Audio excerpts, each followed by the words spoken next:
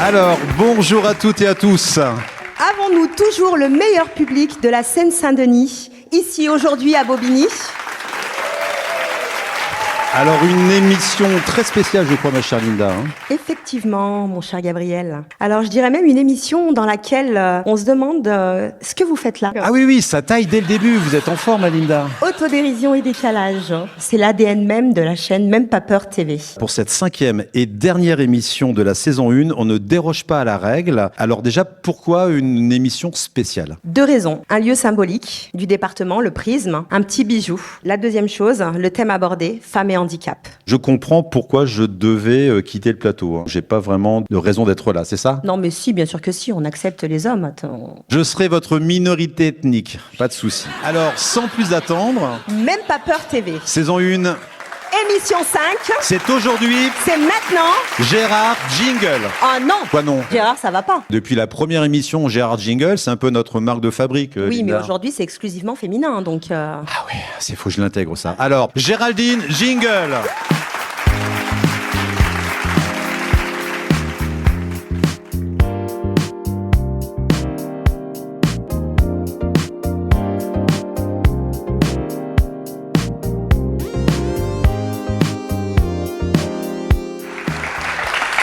Gabriel, si je vous dis polyèdre à 2 bases parallèles et dont les faces sont des parallélogrammes, ça vous fait penser à quoi? Alors, ça me fait déjà penser à tous ces jeunes qui sont en train de passer leurs examens et que j'aurais peut-être dû mieux travailler mes maths à l'école. Eh bien, c'est la définition du prisme. D'accord. Pourquoi ce lieu s'appelle le prisme? Demandons à Caroline Duval, directrice du Prisme, de nous expliquer ce nom et ce lieu. Bienvenue sur le plateau de Même Pas Peur TV.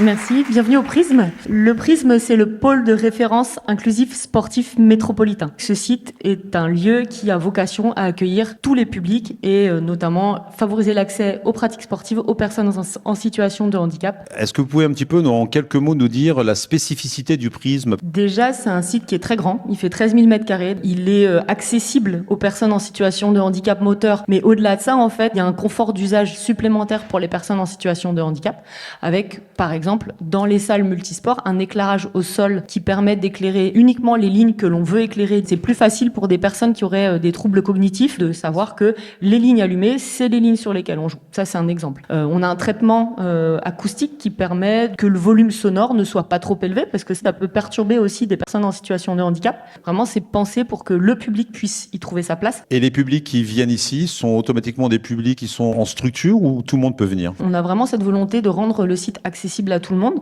Depuis l'ouverture, on accueille à peu près une 50aine de groupes d'établissements médico-sociaux par semaine. Et en plus de ça, on a aussi des clubs para-accueillants. Ça peut être du basket fauteuil, de la boccia, de l'escalade pour les personnes en situation de handicap mental ou autre. Et au-delà de ça, le grand public, qu'il soit en situation de handicap ou non, peut aussi venir pratiquer. Et nous, on va progressivement étoffer l'offre de cours para-accueillants que l'on encadre nous. Pour l'instant, on a du para-cross-training. Par exemple, une personne en situation de handicap moteur qui veut venir de façon individuelle, elle peut.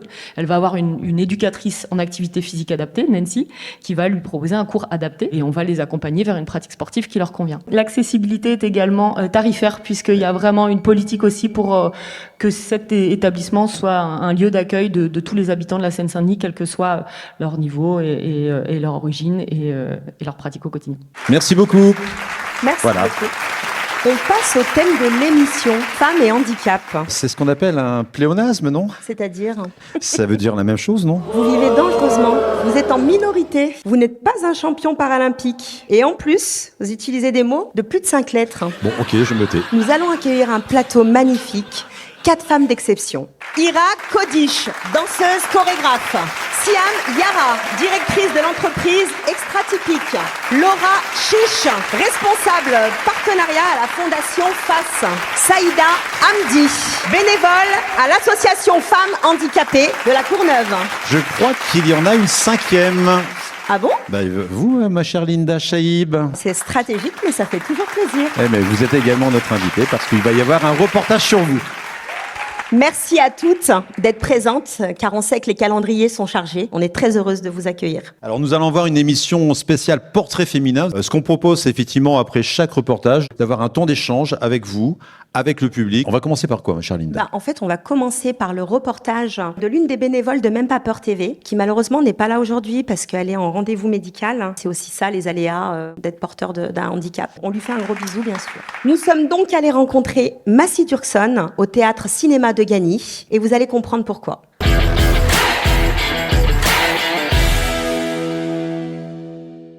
C'est ici le théâtre André Malraux à Gagny. C'est un endroit où on venait très souvent. J'ai voulu choisir ce lieu aussi parce que c'est un rapport avec le métier que je fais. Je suis audiodescriptrice. Donc en fait, l'audiodescription, c'est un ensemble de techniques qui permet de rendre des films, des séries, des documentaires, des spectacles, des expositions accessibles pour les personnes malvoyantes et aveugles. Notre travail, c'est de décrire les éléments visuels de l'œuvre. Il y a vraiment des règles strictes à respecter. Par exemple, s'il y a un personnage qui pleure, on ne doit pas dire « il a l'air triste ». Tu dis qu'il pleure. S'il pleure, il pleure. La philo. Qu'est-ce que c'est? Les jeunes échangent des regards.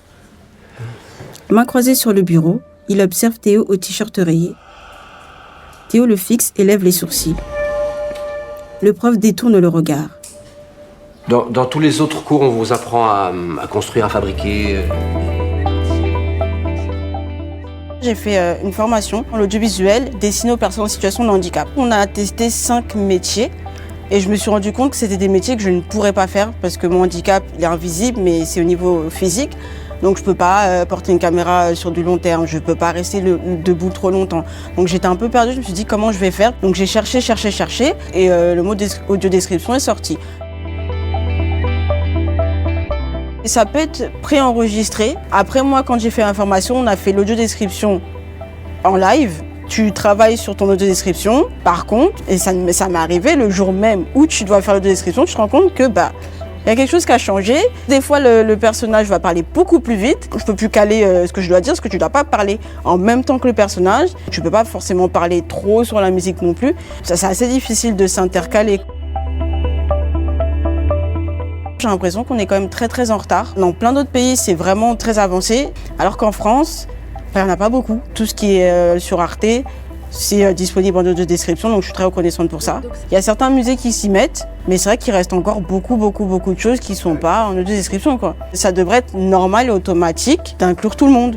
Et je trouve que la culture, c'est ce qui rassemble énormément de personnes. J'ai un peu galéré, j'ai trouvé mes premiers clients 1 an après avoir validé mes formations. Si tout ce qui concerne la culture était ouvert à l'audiodescription, je pense que ce serait plus simple de trouver du travail. C'est vraiment tout un combat qu'il y a derrière. Les personnes qui sont audiodescripteurs se doivent de faire de la sensibilisation parce que sinon les gens ils en entendent pas parler. Et du coup je leur dis toujours oui, est-ce que tu vois quand tu allumes ta télé, que tu regardes un film et qu'on te dit ce programme est disponible en audiodescription, on fait ah. Ce serait déjà bien d'être formé sur le handicap visuel, t'immerger dans leur réalité. Et en fait, je pense que si tu la comprends pas, ça enlève toute la notion du fait d'audio-décrire, quoi. Quand on fait son audio-description, on est censé avoir un correcteur et ce correcteur est malvoyant ou aveugle. Femme et handicap, c'est difficile. On a tout le temps tendance à penser que c'est surjoué, qu'on est dans la comédie, que c'est pas vrai. J'ai été diagnostiquée de fibromyalgie. J'ai eu la chance d'avoir un médecin vraiment très compréhensif, vraiment à l'écoute. Mais je sais qu'il y a beaucoup de personnes autour de moi qui sont des femmes mais qui ont des médecins qui les prennent pas au sérieux. C'est vrai que j'ai un peu des fois du mal à connecter avec ma féminité. Je m'habille en fonction de déjà de ce que je peux mettre, parce que si j'ai mal aux os, je vais pas essayer de mettre un pantalon très compliqué à mettre parce que c'est compliqué. Je vais aller au plus simple. Je vais pas chercher à aller me maquiller. Le simple fait de faire des gestes répétitifs, ça m'épuise en fait. Donc c'est vrai qu'il y a des choses que normalement tu as envie de faire, mais que tu dis en fait ça m'épuise, donc je le fais pas. Trouver des personnes qui sont dans la compréhension, dans l'écoute et de pas lâcher parce que on n'a pas le choix en fait. Faut pas désespérer, même si c'est dur. Faut rester fort. Voilà, restez forte. Gabriel fait semblant de s'intéresser au sujet. Il a le regard éteint et il essaye de montrer qu'il a du charme. Non, Linda, vous n'avez pas compris ce que c'est que l'audio-description. On ne donne pas d'avis personnel, on donne simplement la réalité. Voilà, tout simplement. C'est ce que j'ai fait. Bon, d'accord. Bon, et si nous allions sentir le pouls des habitants de Seine-Saint-Denis ? Notre micro-trottoir sur les marchés. Alors, on n'a pas fait les marchés pour cette 5e émission. On est allé à l'Handiforum, à la MC93 de Bobigny. Et là, on a posé simplement la question femmes et handicap. Et on écoute leurs réponses. Géraldine, jingle.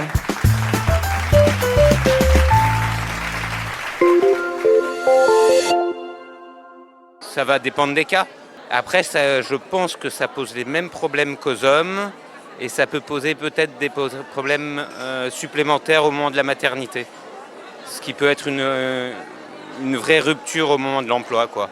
La gestion des enfants, déjà, une femme qui est sans handicap, c'est très compliqué. Une femme avec un handicap, ça doit être vraiment très très compliqué à gérer les enfants. Humainement, physiquement, mentalement, c'est une charge très lourde. Nous, les hommes, on ne s'en rend pas compte parce que on n'a pas tous cette charge-là, on l'a déchargé uniquement sur les femmes. Mais moi, je peux vous dire, ma femme, elle n'a pas d'handicap et je le vois au quotidien que c'est très difficile de s'occuper de ses enfants sur un long terme. Ouais, comme pour un homme qui est père de famille, qui est handicapé, ce qui est mon cas, quoi. Mais après, c'est vrai que les femmes font, peut-être un petit peu plus quand vous l'exposez comme ça, mais pour moi, ça reste pareil, quoi. C'est très compliqué parce que, vu ton handicap, tu ne peux pas t'en occuper de ton enfant, t'élever, et c'est frustrant. Oui, les femmes, c'est beaucoup plus compliqué que les hommes. Parce qu'elles veulent toujours se faire belles, se faire désirer. Difficultés, marginalisation et discrimination. En tant que femme, moi, mon opinion, on a du mal à accepter le handicap. On a du mal parce qu'on était tellement imposé par la société, il faut faire ça, il faut faire ça. Et qu'on a un handicap, surtout un handicap invisible, on est toujours montré du doigt parce qu'on est jugé à expliquer toujours j'ai ça, à un moment donné, ça pèse lourd. Alors, je vous propose quand même de rester à l'Handiforum, qui est toujours un moment très très important et intense du département de Seine-Saint-Denis. Même Pas Peur TV a interviewé de nombreuses femmes sur le forum en leur demandant comment elles vivaient leur situation, leur handicap au quotidien. Géraldine, jingle.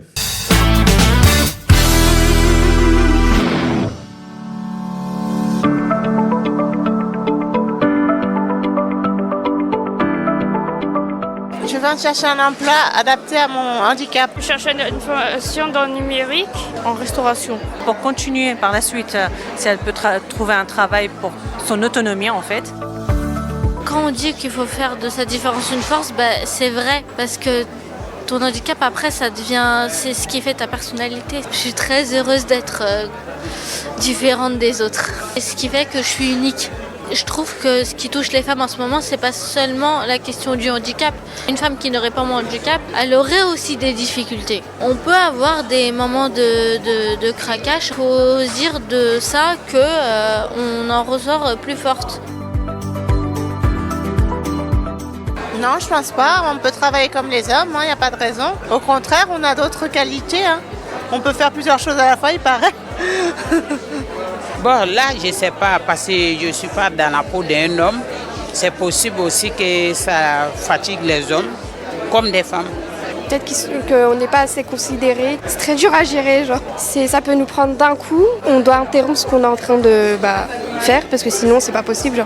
Au quotidien, c'est de faire le ménage, tout ce qui est pour la maison, et en plus de s'occuper de mon enfant, tout ça en me reposant un maximum. C'est ça qui me fait du tort en fait. En fait, le handicap, c'est une contrainte comme tout le monde peut avoir une contrainte. Par exemple, quelqu'un qui est parent, il a aussi ses contraintes. Moi, si vous me mettez, c'était le cas, en full télétravail, vous me laissez faire tous mes rendez-vous médicaux, mes soins et voir les clients comme je veux, mes contraintes, elles sont beaucoup moins présentes en fait. Donc, quand on m'oblige à venir sur site, oui, je suis handicapée. Quand on me laisse faire ce que je veux, là, c'est bon. Moi, j'ai l'impression que c'est plus dur d'être maman que d'être en situation de handicap. On a souvent pensé à ma place. Et souvent, j'ai eu « Ah non, tu peux pas. Handicapé, ça va être trop compliqué, tu vas être fatigué, tu vas pas pouvoir. » Mais à quel moment on m'a posé la question en fait ? Donc je sais ce que je peux faire et ce que je ne peux pas faire. Moi, je suis accompagnée de manière psychologique. On ne peut pas être en situation de handicap comme je suis et ne pas avoir un soutien. C'est pas possible. Il faut aussi pouvoir parler, avoir des structures. Il faut se rapprocher de l'association en lien avec sa pathologie, par exemple. Moi, ce que je trouve le plus difficile, c'est de rester femme. Parce qu'on fait hôpitaux en hôpitaux, hospitalisation, etc. Et c'est super dur, en fait, de se dire, tiens, je vais me faire belle. Il faut penser que on a besoin de se maquiller, de s'habiller, de se faire jolie. Ça participe aussi à la manière dont on va accueillir les choses, le bien-être, forcément, on est moins malade, etc., etc. Oui, il y a de la charge mentale, mais comme je fais du sport et je marche beaucoup, ça va. C'est nécessaire parce que sinon, on rumine, on ressasse les problèmes, ça fait du burn-out et ça va pas. Et le vendredi, je me sens bien parce que c'est le week-end et je pourrais dessiner.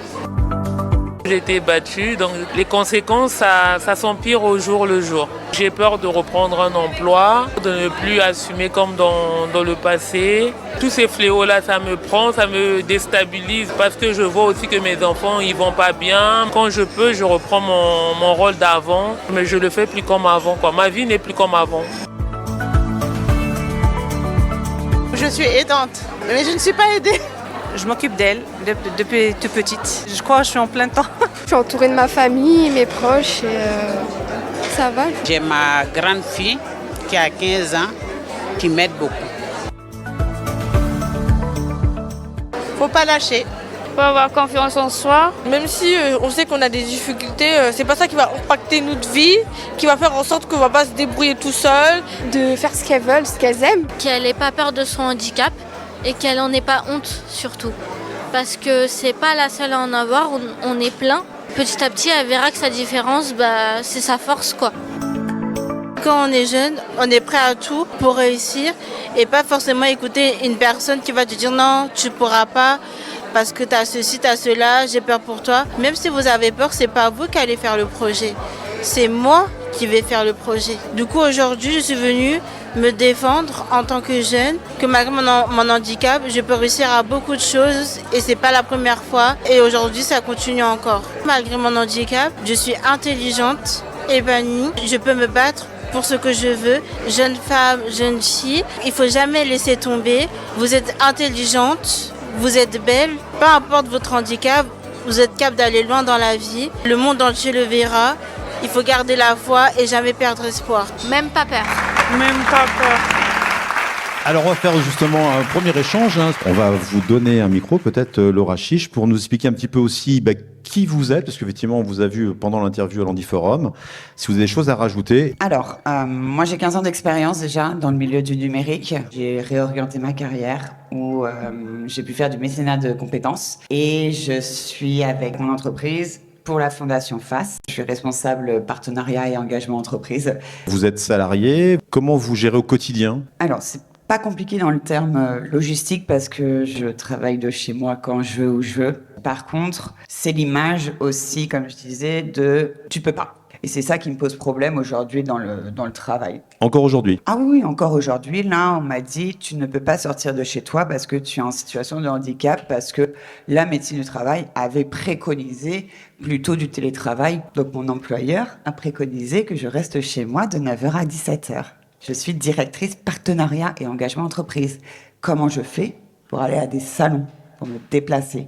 On m'a jamais demandé comment on peut t'accompagner pour aller au salon. De quoi tu as besoin? Non. On m'a dit tu restes chez toi. Le souci, si je comprends bien, c'est presque l'ignorance. Je me demande s'ils m'ont même demandé ce que j'avais. Parce que quand j'étais en entreprise en présentiel, moi j'en parle assez librement de ce que j'ai.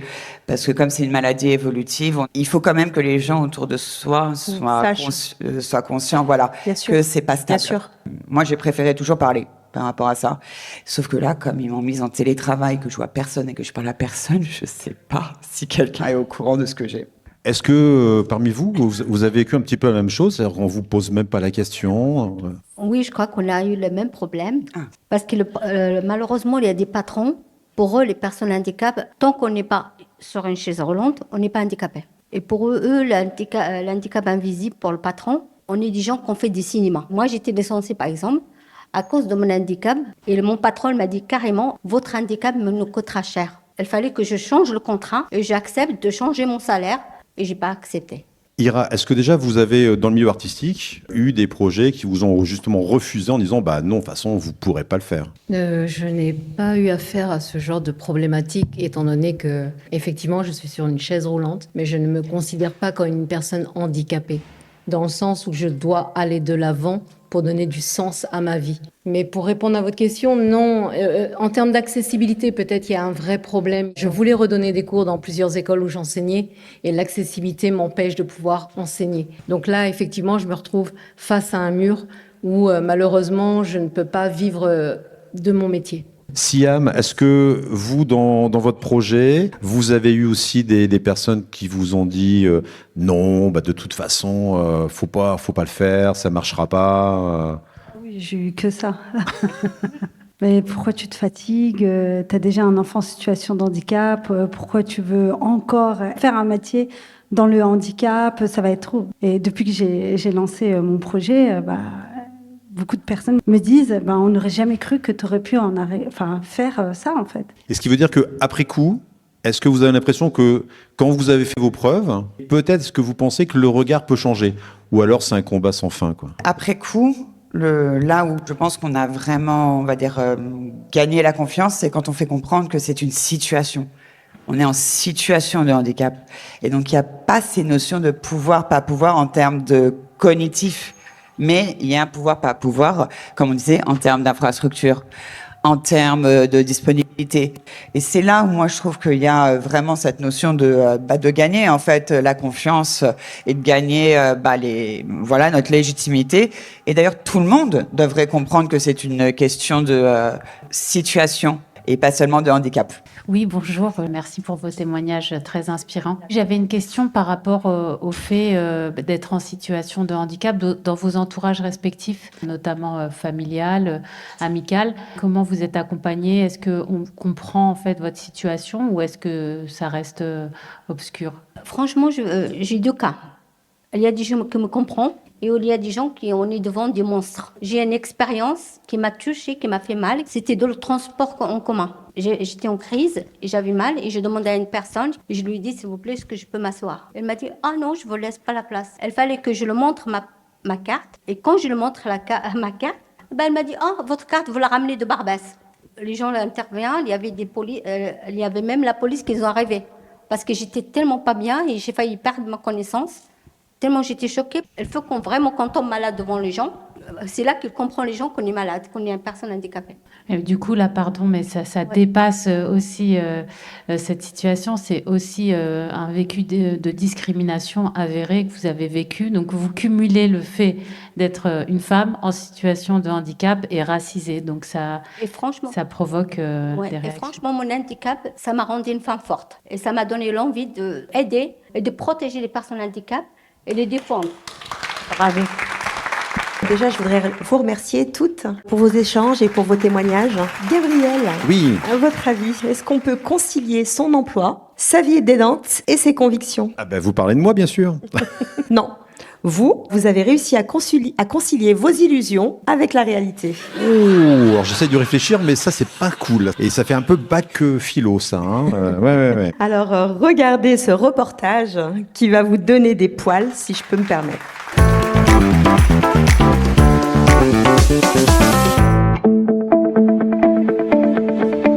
C'est plus que de la coiffure, c'est du sur-mesure. Quand j'ai eu mon enfant qui a été diagnostiqué autiste par la suite, j'ai dû arrêter de travailler et je suis devenue mère aidante pendant à peu près plus de 7 ans. Et c'est suite à une mauvaise expérience chez le coiffeur que je me suis dit qu'il devait forcément exister une solution pour mon enfant. Et en cherchant, j'en ai pas trouvé. Et là, je me suis dit, ok Siam, donc je pense qu'il y a quelque chose à faire. Il va falloir que tu crées une solution d'inclusion par la coiffure pour ces personnes extraordinaires. Je voulais un truc atypique. Et là, je me suis dit, écoute Siam, tu vas te lancer dans cette aventure et tu vas créer quelque chose d'itinérant. Bienvenue dans l'Extra Atypique. C'est un salon de coiffure qui a été imaginé à l'aide d'une psychomotricienne et d'une architecte d'intérieur. L'idée, c'était vraiment de créer un espace unique. Il n'y a rien qui a été fait au hasard. Ici, on a des miroirs cachés pour éviter la surcharge émotionnelle. Il fallait que les lumières, les couleurs ne soient pas flashy. Par exemple, l'arbre Snow-Zélène, je voulais absolument que cet arbre-là soit là. Que quand l'enfant ou l'adulte s'asseoir, faire son shampoing, que ces lumières puissent lui faire du bien. La dernière fois, une maman qui m'a dit mon enfant a maintenant 24 ans. Et c'est que maintenant qu'il a réussi à aller chez le coiffeur. Parce que l'objectif de l'extra-typique, c'est quoi? C'est l'inclusion. Une fois que la personne est prête, c'est de l'accompagner vers un salon de coiffure traditionnel. Depuis le 3 février exactement, l'ouverture de l'extra-typique, j'ai accueilli plus d'une centaine de personnes. Et déjà, j'ai eu des retours positifs parce qu'il y en a déjà qui sont allés en salon de coiffure traditionnel par la suite. Il faut savoir que ces personnes-là sont hyper sensibles. Pour pas les traumatiser, il va falloir qu'on use de stratégies. Quand un parent prend le rendez-vous sur le site de l'extra-typique, il y a un questionnaire qui s'ouvre, j'ai le nom de l'enfant, son prénom, quel type d'handicap il a. Est-ce qu'il est sensible à la tondeuse, au sèche-cheveux, à l'eau? Qu'est-ce qu'on peut mettre en place pour pouvoir l'apaiser? Je sais déjà qui je vais recevoir. Et une fois qu'ils ont fait tout le tour, ils ont découvert tout ça, maintenant on est tous les deux, maintenant on va se concentrer sur toi. Alors moi j'ai pas mal d'enfants qui ne communiquent pas, qui ne parlent pas. Donc on communique beaucoup avec les pictos. Il y a une préparation en amont. Les parents reçoivent des pictos avec mon nom, mon prénom, ma photo, avec la photo du salon, les outils que je vais utiliser, le pen, le sèche-cheveux. Ça a été une reconversion professionnelle à l'âge de 40 ans. Une fois que j'ai validé mon CAP de coiffure, j'ai fait une école de socio-coiffure. Donc c'est une partie beaucoup plus psychologique. Et j'ai rajouté en plus des qualifications d'analyse comportementale. J'ai rajouté la gestion des comportements difficiles. J'ai envie de dire aussi, la plus grande expérience que j'ai, c'est maman d'un enfant porteur de handicap. J'apprends tous les jours de lui. Tout est modifiable. Il y avait un petit garçon qui disait non à tout. J'ai dû le garder que 15 minutes. La deuxième fois, il est revenu pour 20 minutes. La troisième fois, il est revenu pour 30 minutes. Après la coiffure, on part sur 1 heure de temps de coiffure. Je fais des petites pauses. Au fur et à mesure, des petites pauses, renforçateurs. On va jouer, on les valorise à chaque étape. Ils vont reprendre confiance en eux. Et puis au fur et à mesure, quand vous les valorisez, et quand ils ont fait une étape, une deuxième étape, ils vont se laisser aller. C'est un tarif unique pour tout le monde. En fait, c'est tarifé comme dans les autres salons, entre guillemets. Sauf que moi, ce que j'apporte de plus, c'est la partie inclusion. Bien évidemment, c'est un salon de coiffure pour les extraordinaires, mais c'est également pour les parents. Déjà, mes premiers clients, c'est des particuliers, mais pas que. Ça peut être les structures spécialisées, et puis ça peut être aussi les villes. C'est que l'extra-typique puisse faire sensation, j'ai envie de dire. Qu'il soit reconnu comme une solution d'inclusion par la coiffure, que ces prestations soient prises en charge par la MDPH, parce que je pars du principe que s'il vient chez moi, c'est parce qu'il n'a pas le choix. Deuxièmement, l'objectif, bien évidemment, c'est qu'il y ait un maximum d'inclusion, puis d'en créer plein d'autres. Je dois dire que vous venez de recevoir le prix 101 femmes d'entrepreneurs. Voilà. Racontez-nous ce prix déjà, c'est quoi ce prix? C'est un concours où on était plus de 1000 et on a été 101 femmes à avoir été sélectionnées et on a été reçus par le Premier ministre. Et ça a été organisé par BPI, donc c'était 2 jours incroyables. Bravo. Merci. Alors, ce projet, il vient d'où? Alors, l'extra-atypique est né de ma propre expérience. Donc, je suis maman d'un enfant autiste et suite à une mauvaise expérience chez le coiffeur, quand j'ai vraiment réalisé que c'était vraiment pas son souci à lui, mais c'était vraiment le souci de l'environnement. Et je me suis dit, écoute, Siam, ta mission, c'est de créer un salon de coiffure adapté pour ton fils et ses camarades. Donc, il a fallu réfléchir. Je voulais vraiment faire quelque chose d'unique. Je voulais qu'il soit itinérant et que tout le monde puisse accéder à l'extra-atypique. L'extra-atypique se déplace dans les villes et dans les structures spécialisées. L'objectif, c'est vraiment qu'une fois l'enfant ou l'adulte est prêt, c'est de l'accompagner vers un salon de coiffure traditionnel. Parce que je pars du principe que ces personnes-là, s'ils viennent chez moi, c'est tout simplement parce qu'ils n'arrivent pas à aller chez le coiffeur traditionnel. Donc je use de stratégies pour faire de la désensibilisation parce que je reçois beaucoup de parents qui ont des enfants qui n'ont jamais été chez le coiffeur. Et dès que je sens qu'il est prêt à faire une coupe, donc on prend le temps. Donc ça va être 1 heure. Et après on diminue. Et dès qu'on voit que c'est OK, on essaie de rentrer en relation avec le coiffeur le plus proche de chez lui pour pouvoir l'accompagner vers un salon de coiffure traditionnel. Il s'est monté comment? Les difficultés que vous avez rencontrées? Pour avoir mis un projet comme celui-ci, il a fallu du financement. Donc, j'avais mis en place une première cagnotte participative à ce moment-là. Donc, il a fallu aussi que je trouve du financement. Donc, avec le réseau Initiative Saint-Yveline, j'ai pu obtenir un prêt d'honneur. Et puis ensuite, par la suite, un prêt bancaire pour pouvoir monter ce projet. Un projet qui vous tenait à cœur? Oui, c'est un projet qui me tenait à cœur. Et puis, vous savez, vous avez le syndrome de l'imposteur qui est assez contagieux quand vous lancez un projet comme ça. Vous avez l'impression que vous n'êtes pas légitime, en fait, en soi. J'ai reçu beaucoup de prix. Donc, je me dis, mais au final, Siam, à un moment, il va falloir vraiment que tu te places. Effectivement, tu n'as pas inventé la coiffure, mais ce que tu as créé, c'est une solution concrète pour que ces enfants n'aient plus peur d'aller chez le coiffeur. Y a-t-il ailleurs d'autres projets de ce type-là ou est-ce que vous êtes la seule? Non, il n'y en a pas, je suis la seule. Ça veut dire qu'il faut peut-être faire école. Alors, il y a effectivement 3 volets dans l'extra atypique. Il y a la partie coiffure, inclusion et également la 3e partie formation. Il faut absolument que ces prestations soient prises en charge par la MDPH. Moi, j'ai été mère aidante pendant plusieurs années. Je le suis encore à temps partiel parce que j'ai encore des difficultés à trouver une structure à temps plein pour mon enfant. La majorité des parents arrêtent de travailler pour s'occuper de leurs proches en situation de handicap. Et au final, j'ai envie de dire, on est aussi handicapés, nous, parents, parce qu'on ne peut plus aller travailler, on ne peut plus sortir parce que finalement, faire ce qu'on a envie, les hobbies, parce qu'on a toujours... La personne dont on s'occupe, elle est dépendante de nous. Oui. Quand les parents viennent avec leurs enfants, ils sont dans un état de fatigue physique. C'est compliqué, c'est vraiment compliqué, ça fait vraiment de la peine. Bonjour, je m'appelle Myriam. Enchantée. Je veux dire ton parcours. Bravo à toi. Et qu'est-ce que tu as fait dans ton camion? J'adore ton décoration, c'est super sympa. Et en tout cas, bravo à toi, chapeau à toi. Merci. Merci beaucoup en tout cas. Merci beaucoup. Merci beaucoup. Femmes et handicap, c'est souvent une réalité compliquée.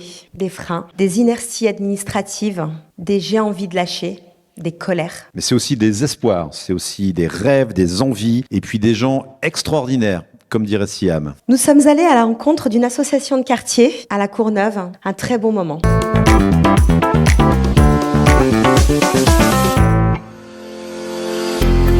Winissa Fodil, responsable de l'association Femmes Handicapées, qui a été créée en 2013 sur la Courneuve.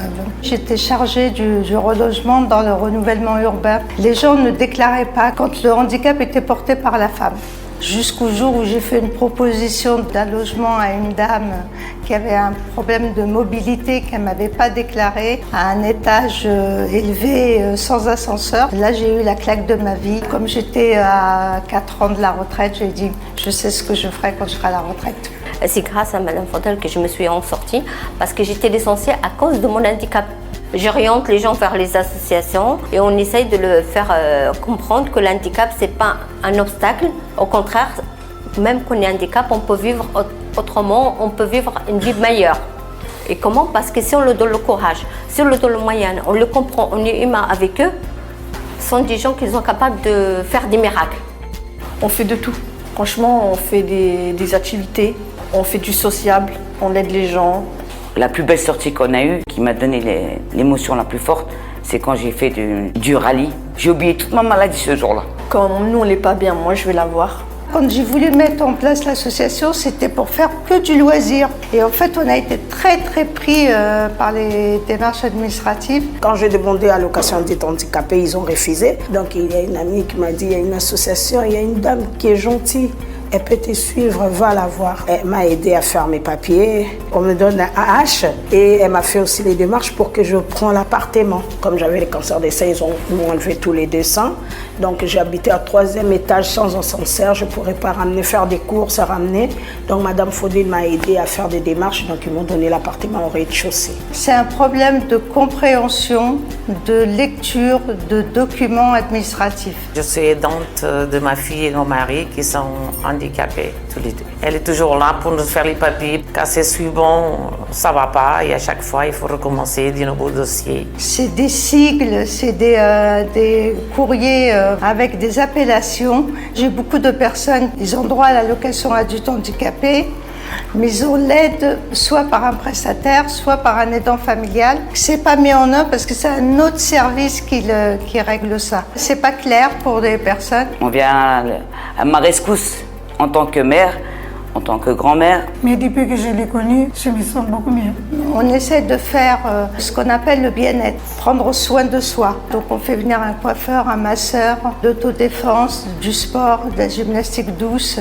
Ça reprendre confiance en soi, de se sentir belle, se regarder dans la glace.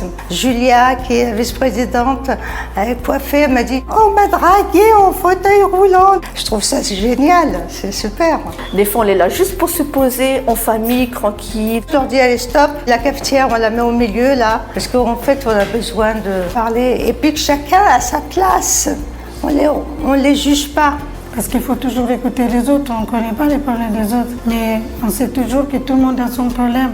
Et quand quelqu'un t'écoute, ça fait la différence. Et quand je l'ai rencontré, mes problèmes les premiers jours, il était vraiment touché. Je ne peux pas prendre écouter les histoires des uns et des autres et être détaché. Quand on a besoin d'elle, et elle prend toujours le téléphone.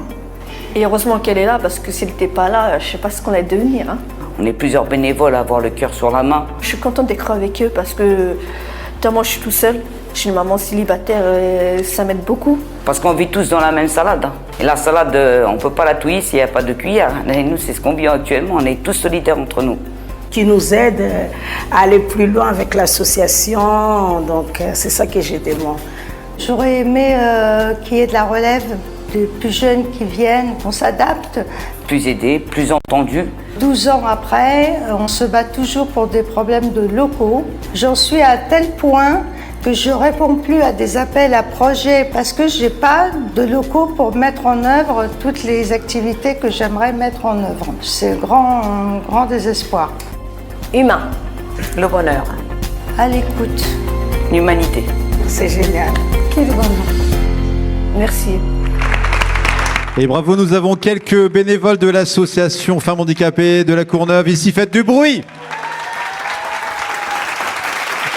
Donc, Saïda Hamdi, vous venez représenter l'association. Parlez-nous de cette association. Association Femmes Handicap, je la connaîtrais par hasard. Donc, quand j'étais licenciée, j'étais à un pédage pour demander mes droits. Madame Faudel est venue me voir et m'a demandé qu'est-ce qu'il y a de problème. Et c'est là qu'elle m'a présenté aux gens de cette association. Et depuis que je le connais, vraiment, j'ai de l'espoir. Et après, on a commencé à voir tous les bénévoles, tous les gens qui sont dans l'association. On est à l'écoute des personnes handicap. Il y a beaucoup de gens maintenant qui viennent chez nous.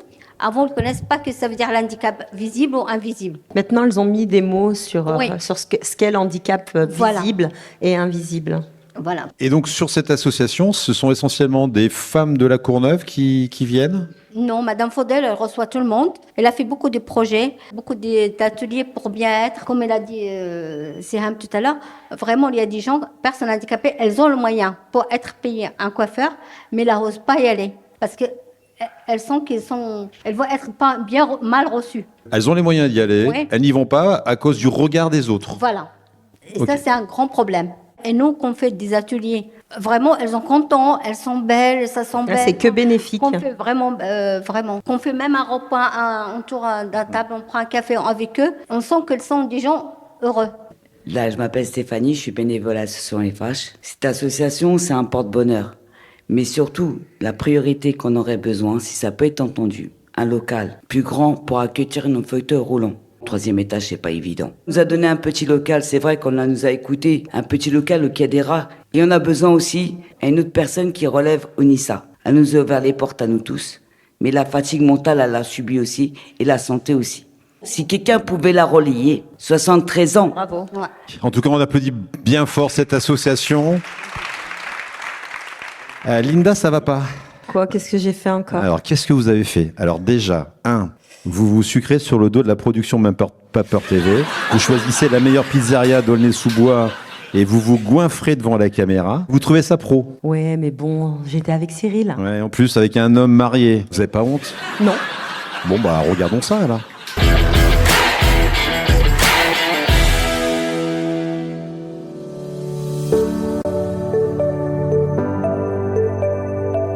Quelle joie de me retrouver en face de toi. Merci, c'est gentil. On va, à travers ce petit moment, te découvrir un peu. D'abord, qui es-tu? Donc je m'appelle Linda, j'ai 46 ans. Je viens de Lyon, où j'ai vécu jusqu'à mes 45 ans. J'ai travaillé en tant qu'aide-soignante quand j'étais plus jeune.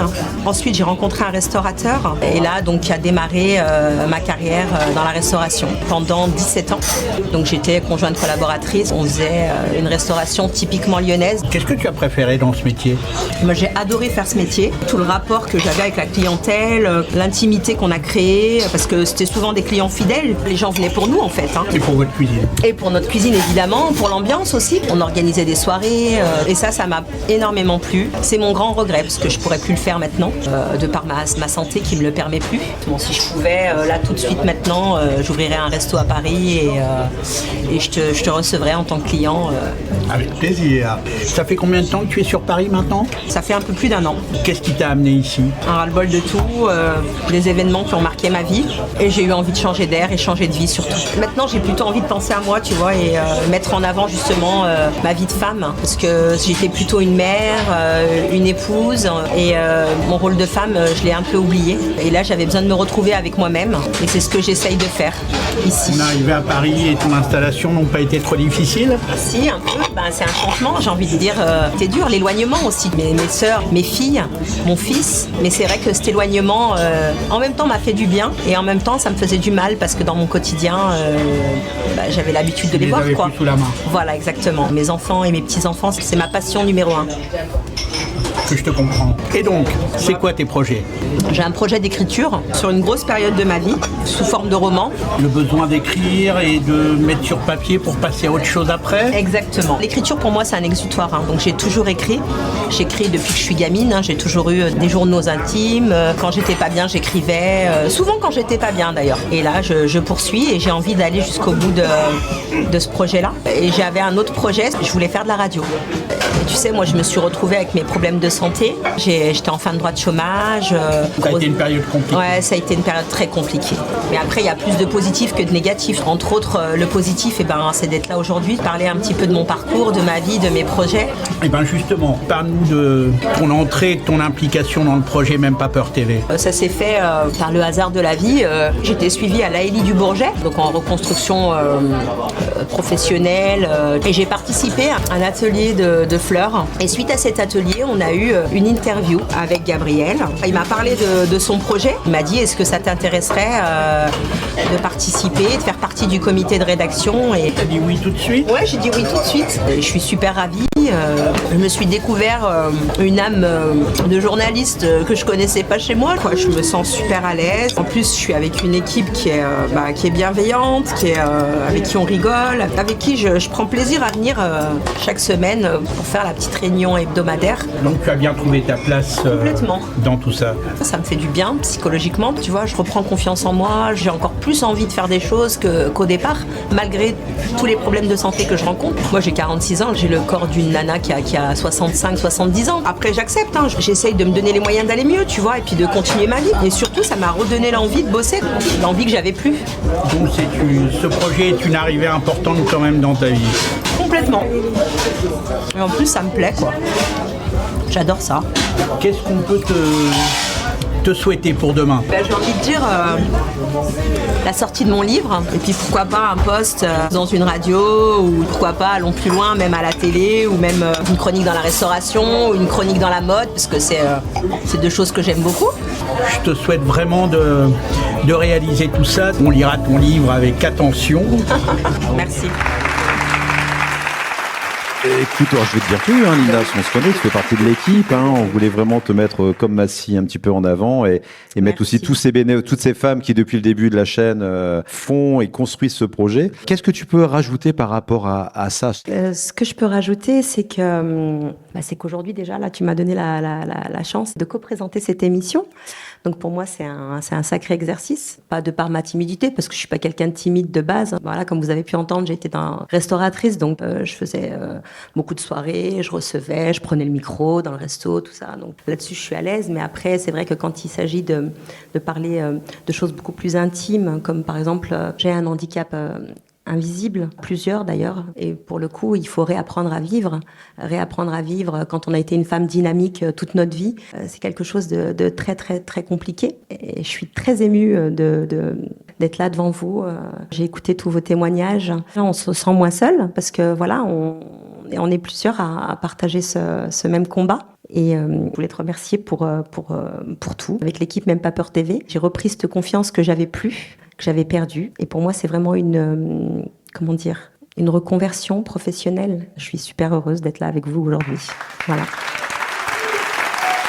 Tu parlais de confiance en soi. Est-ce qu'effectivement, c'est ça qui, à un moment donné, vous pose problème de dire « je n'ai plus confiance en moi » ou les autres font que je n'ai plus confiance en moi? Ira. En fonction de quel que soit l'handicap, effectivement, on perd une certaine confiance en soi. La confiance en soi, je l'ai réapprivoisée 1 an après mon accident, on va dire ça comme ça. Et il a fallu aller de l'avant. Sinon, si on abandonne, qui sommes-nous? Et on a besoin des autres. Et les autres, mon entourage m'a soutenue de façon à ce que je puisse rebondir. Mais la confiance en soi est la clé primordiale. Sans ça, on ne fait plus rien. Je suis entièrement d'accord. Là où moi j'ai perdu beaucoup confiance en moi, c'est qu'on nous demande toujours de convaincre sur notre maladie, même dans le corps médical. Et on n'est plus du tout légitime. À chaque fois, c'est un interrogatoire. Moi, j'ai fait un tableau Excel de mes analyses. Non, mais oui. T'es pas légitime à être malade, regarde, tu coches pas les cases. On ressort le nombre de fois, et je pense que je suis pas la seule, à être sortie d'un rendez-vous médical où on s'est dit, je vais y arriver, je vais pas pouvoir. Ils m'ont encore refusé l'accès aux soins parce qu'ils attendent que ça s'aggrave. Et là, honnêtement, là, on perd confiance. C'est ça. Et donc, pour retrouver la confiance, ça va être en effet les amis, ça va être d'autres combats, la famille, bien sûr. Le réseau, les associations. Ça va être aussi Même pas peur TV aussi. Ah ouais. Mais voilà pour moi comment on peut perdre la confiance. Moi qui est mère aidante aussi, tout ce qui est MDPH, c'est une vraie catastrophe. Ouais. Moi, je comprends les personnes qui laissent tomber. Déjà, on est dans la problématique, mais en plus, toute la partie administrative est un vrai poison. Linda, est-ce que je peux vous poser une question, on va dire, indiscrète? Essayez. Est-ce que votre situation d'handicap a atteint votre féminité? Regardez-moi. C'est ce que je fais, oui. Je vous parais comment, franchement? Franchement, vous êtes radieuse. Et voilà. Ouais.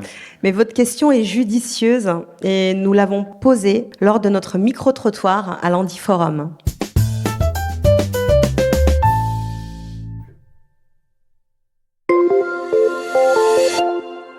Parce que la femme avec l'handicap, de nos jours aujourd'hui, la femme, elle réagit. Mais je pense que dans la manière de vivre des choses comme sa séduction, sa présence, sa confiance, oui, je pense que là, par contre, ça peut jouer. Oui, l'handicap peut avoir un impact sur la féminité, mais il ne faut pas que l'handicap soit supérieur aux choses naturelles de la femme, qui est sa féminité. Handicap moteur, peut-être que c'est plus facile de se laisser aller que si on avait un handicap, on va dire, psychologique. Déjà, tu es frustré parce qu'il y a certains trucs que peut-être tu ne peux pas faire. Et au niveau aussi des relations, c'est un peu dur. C'est un peu très dur parce qu'il y a des hommes qui n'aiment pas des femmes handicap. Et du coup, tu te mets en retrait et c'est dommage. C'est surtout au niveau des attentes que ça devrait changer, mais pas les personnes, les femmes elles-mêmes qui devraient s'adapter. Donc, voilà. On a du mal à se regarder au miroir. Quand on a des opérations qui font qu'on est un peu charcuté, qu'on n'est plus pareil comme avant, on a du mal. Oui, le mien il est exposé. Donc. Forcément que ça impacte en tout cas le couple en entier. Donc là c'est en quelque sorte une aventure collective. Si le couple n'est pas solide, oui, ça risque d'avoir des gros problèmes, tout à fait, de traquer, ouais, tout à fait. C'est vice-versa parce que si l'homme il t'aime, je pense que c'est pas tout le monde. Il y a des hommes, tu peux accepter l'handicap de sa femme s'il l'aime, mais il y a d'autres, tu ne peux pas accepter l'handicap. Dans le couple, c'est différent parce que on se fait accepter. L'épouse, elle accepte son homme malgré sa différence. Et donc, ça finit par passer. Le mariage passe normalement. Il y a plus de risques de se mettre en couple en tant que femme handicapée que qu'en tant que personne entre guillemets saine. Ils ont du mal à comprendre. Ils me disent bah oui, tu as fait ton traitement, c'est fini. C'est ça. Tu as fait ton traitement, donc c'est fini. Alors, pour clore cette saison 1, nous voulions terminer par un reportage et une femme qui nous a tout simplement bouleversés. Je pense que le titre de notre chaîne, Même pas peur, lui convient à 100%. Place à l'image, place à la musique, à la danse, place à Ira, Géraldine, jingle.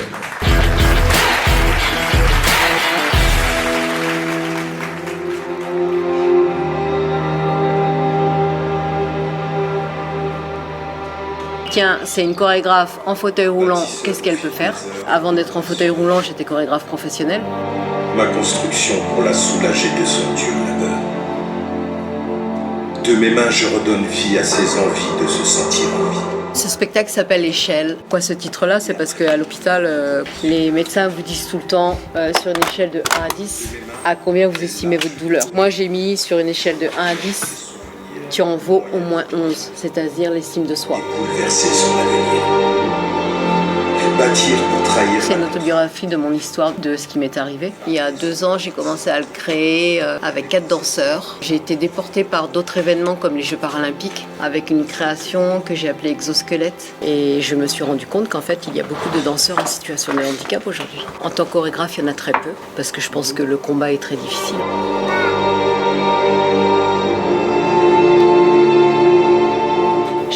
J'ai mon accident, on est un peu dans le déni. Au bout de 3 mois, le verdict tombe en disant que non, je ne remarcherai pas. Je perds mes emplois, mon autonomie financière, c'est aussi des acceptations. Acceptation d'une métamorphose, on me donne un traitement qui me fait prendre 30 kilos. On a beaucoup de difficultés, nous, en tant que femmes. Si je parle de se sonder, c'est des choses quand même un petit peu, on va pas dire tabou, hein, mais on parle de l'intime. Tout est beaucoup plus compliqué pour une femme dans le handicap. Au départ, moi, je devais pas être dans mon spectacle. Aujourd'hui, je suis quand même sur scène parce qu'il y a un message de transmission qui est très important. Il y a un message de résilience, il y a un message d'espoir et d'amour. Je me mets à nu. J'ai quand même encore un peu ce complexe, mais je me présente telle que je suis aujourd'hui.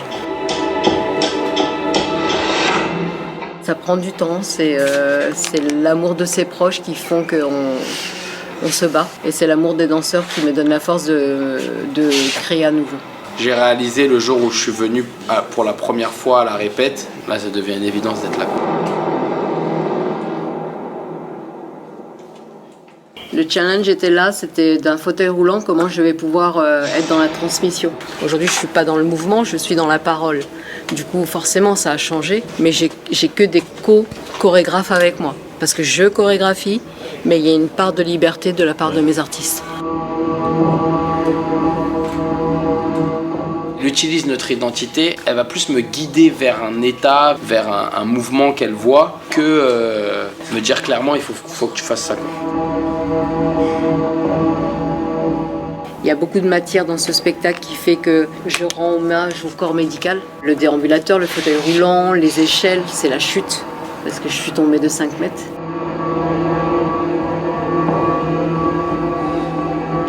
Le fait est que je ne peux plus enseigner parce que les studios ne sont pas adaptés. J'ai le privilège d'avoir un dojo à la maison et les danseurs viennent répéter à la maison. Aujourd'hui, la cause du monde de l'handicap, c'est ma cause. Et je pense qu'on nous sous-estime encore une fois. Soyez à notre écoute, soyez plus indulgents. Regardez-nous. Je sais que tu connaissais Ira avant. Est-ce que tu as remarqué des changements par rapport à son travail? Il y a toujours la passion, la magie sublime qu'elle arrive à créer avec ses danseurs. Le changement qu'il y a eu, c'est ce drame. Elle a réussi à faire de ce drame quelque chose qui va tous nous emporter et nous faire espérer, nous faire aimer. Ira, ça a toujours été très forte, très puissante. Et je retrouve ça, mais avec une certaine sérénité aussi, un calme et du coup une aura complètement différente. J'ai pris une grosse claque. Comment nous, on peut faire en sorte que ce type de spectacle change d'échelle et parle au plus grand nombre. Il y a une sensation de combat un peu et effectivement une tendresse et de l'amour, énormément d'amour. Il y a des silences qui sont magiques. Un rêve, ce serait avoir un centre chorégraphique adapté où on peut faire de la création pour des personnes en situation de handicap et pas. Je voulais simplement dire quelque chose. Vous venez de recevoir la médaille des trophées des aidants et des aidantes des membres de l'Ordre national du mérite à l'Hôtel de la C à l'Assemblée nationale. Et je pense qu'on peut la féliciter.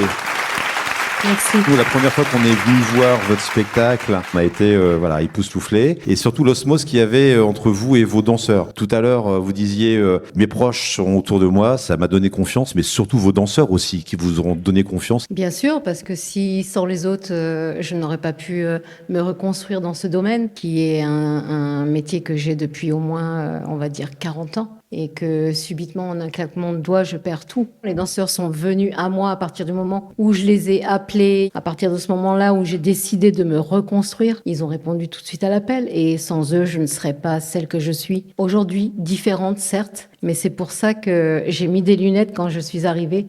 Je vais les enlever parce que voilà, j'ai enlevé le tabou du complexe. Bravo, bravo. Il ne faut pas, parce que je pense que tous les témoignages qui ont été évoqués ici, justement, montrent la difficulté qu'il y a pour nous, toutes les personnes en situation de handicap. On a besoin des personnes valides pour nous soutenir. On a besoin du soutien des proches. Faut-il encore avoir des proches autour de soi ? Moi, j'ai ma fille, j'ai le papa de ma fille, j'ai ma petite fille qui est mon aidante aujourd'hui, et j'ai tous les danseurs, et ici présent, j'ai Jimmy qui est là et qui le prouve. Bravo. Aujourd'hui, Ira, est-ce que vous aviez un cri à pousser, ce serait lequel? J'ai envie de donner du mérite aux personnes du corps médical parce qu'il y a quand même beaucoup de personnes qui font un job incroyable. Il n'y a pas que des mauvaises personnes, comme dit madame, un monstre à l'intérieur. Il y a des personnes qui font un vrai métier. C'est vrai qu'on est mal écouté, entendu et on a besoin d'être considéré. Mais vraiment, écoutez-nous. C'est ça. Est-ce qu'on peut venir vous voir quelque part? Ça fait que 2 ans maintenant, mais en 2 ans, le parcours, il est assez exceptionnel. J'ai multi-casquettes et ce n'est pas mon métier. J'étais danseuse professionnelle. Maintenant, l'actualité, on part danser en Allemagne. J'ai mon réseau et grâce à ce réseau, on me permet de m'exprimer, mais c'est très difficile. Je suis face à une difficulté. Je reviens. L'actualité, c'est l'Allemagne et après, il n'y a plus rien. Il y a peut-être des peut-être, mais je dois encore batailler. Le combat n'est pas fini. Il vous manque quoi? Des fonds pour monter des spectacles, des projets, de l'argent? De l'argent. Je me suis autoproduite jusqu'à présent, ça m'a coûté. Du coup, oui, il y a des murs devant nous. Il faut, s'il y a un mur, on va le faire tomber. Petite précision, quand on est venu vous voir, petit théâtre, et puis on monte des escaliers en ferraille, et on se dit, mais Ira, comment elle a fait pour arriver à la salle qui était donc en haut? Et elle me dit, j'ai loué un élévateur. Voilà. Et ça veut dire, il faut payer. C'est ça aussi la réalité des artistes avec une situation de handicap. Bravo en tout cas Ira, tu nous as touchés. Bravo. Merci, bravo à vous. Merci. Merci pour l'invitation.